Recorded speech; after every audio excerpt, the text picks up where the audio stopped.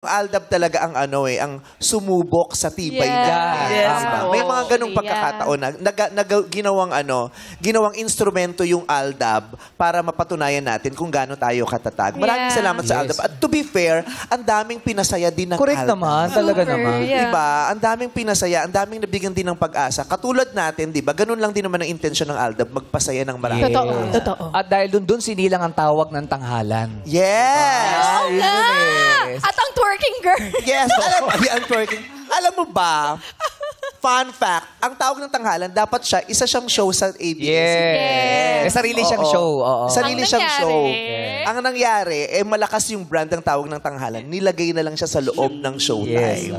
Diba? Totoo. True enough naman, sinagip din tayo ng tawag. Oo naman. Lifesaver natin yun.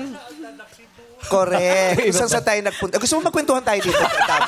Dami-dami may sinasabi. Naalala lang ni Dambo. Paglagay ka na ng pangalan ng Dambo, i-interviewin kita dito.